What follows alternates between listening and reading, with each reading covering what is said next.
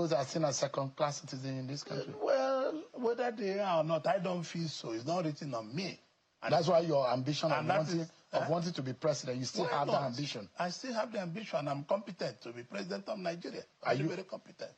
But it's not in 2027. No, it's not. I'm supporting President Tinubu. So imagine if a southerner becomes president in 2027, that's after 4 years, and I'm imagining now you as a grandfather now, by the time another southerner will get a chance, that will be in another 12 years. 12 years plus your age now, you'll be in your 80s. No, I'm 65. Yeah, for 12 plus 12. What will I be? You'll be like 78 or close to 80. President Trump is 79. So you still can be president at 79? Yes, of course. If I'm healthy, if God give me life and good health. The question is not age.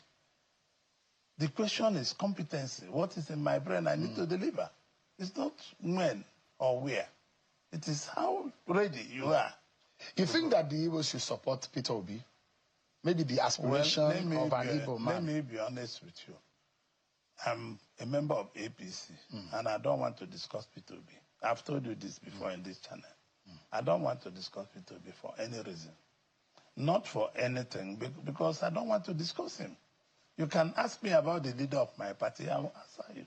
Whether the question is right or wrong, I will answer you. Each time I mention Peter Obi, you become suddenly uncomfortable. No, because I don't want to discuss him.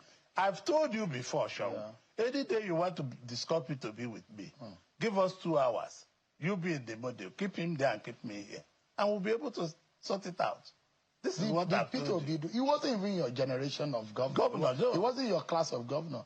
All of a sudden, does it look because he's now looking like a leader of the Southeast? No, politically speaking. It's not my leader. It's not I am the most important politician from that zone. I have won 2 states before of PPA. I have run for president before. My 4.9 million vote is still there. It's 2007.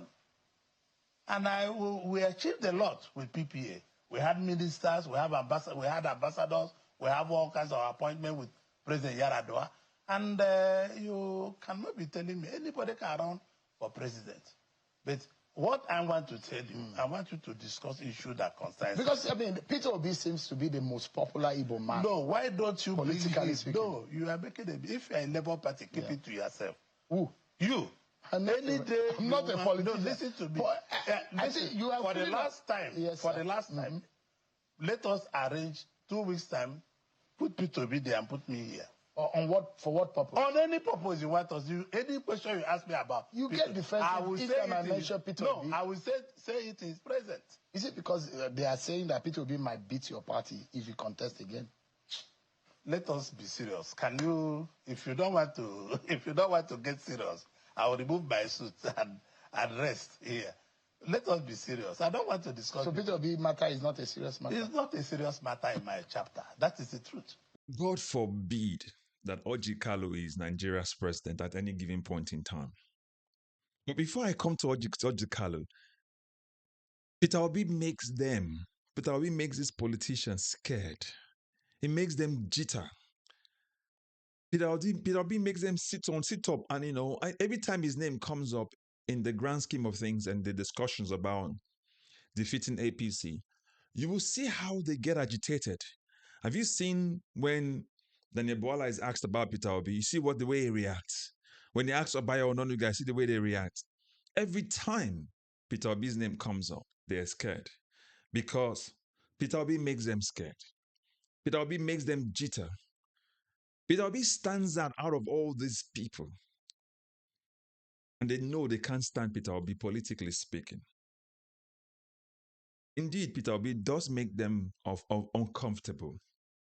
And these are for obvious purposes, because when you switch back to 2023, you see the way Peter Obi disrupted the traditional political calculations between APC, PDP, where they rig elections and who rigs better. And then one man comes and the entire youth population, follows him. The massive mobilization of young people, known as the Obidient Movement. And that numbers keep growing. The number just keep growing. And you know what? It frightens them. That's why you can see all these defections. all along. Peter Obi has a messaging that works, that resonates with the people, and that makes them uncomfortable. The fact that Peter Obi can go into Lagos, Abuja, Rivers State, Bayelsa State, Delta State, defeat all these incumbents, go to the north, do the same thing apart from the rigging that they did, that obviously makes them know that this Peter Obi's movement has actually got a good stronghold and has penetrated their own strongholds. That's why they jitter. That's why they will even use the Obas, the kings, to bring out masquerade during the election period, just to scare people not to come out. So when I say that Peter Obi makes them jitter, it makes them jitter because he has a strong and relatable economic narrative. It spells out the things in easy to understand, and obviously his lifestyle, shows that. That's why all of this political manipulation going towards 2027 is what is going on. That's why Orji Kalu cannot talk about Peter Obi. Exactly what? How is Orji Kalu going to talk about Peter Obi when this same Orji Kalu has corruption allegations still levied against him? Thanks to the court that overturned the Supreme Court. You see, the corruption that Nigerian politicians have perpetrated for years, they've been enabled by the court. That's why people like Orji Kalu, who was accused of corruption, you remember that 7.65 billion fraud case that was levied against him? And the charges? And now the Supreme Court manipulated the result and then overturned the decision on technical grounds? Only in Nigeria. So for this same Orji Kalu coming to tell Nigerians that he still has aspiration to be president of Nigeria, this is where corrupt individuals, the audacity of politicians with corruption cases, wanting to be president of Nigeria. This is only happening because of the Nigeria effect, where they say, come to our political party and your sins will be forgiven.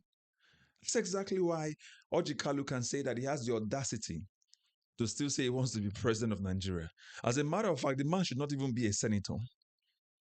But because they need to stay in power to be relevant, and for this their sins to be forgiven, they must speak on behalf of whoever they're in power with. Tomorrow, this same Orji Kalu, I will tell you, can still defect to the ruling party just to be protected. Because if you remember the case, the man was tried, he was convicted, all of a sudden, Supreme Court says in 2020, says the case overturned on the grounds of technicality. A fresh retry is called for as well again, and we're still waiting. But again, he's a sitting senator. So the idea that we have individuals with corruption cases around their necks telling Nigerians that they still hope to be president of Nigeria lets you know that the audacity of corruption is so pronounced in our society. And this is one of the things that scares people like Orji Kalu.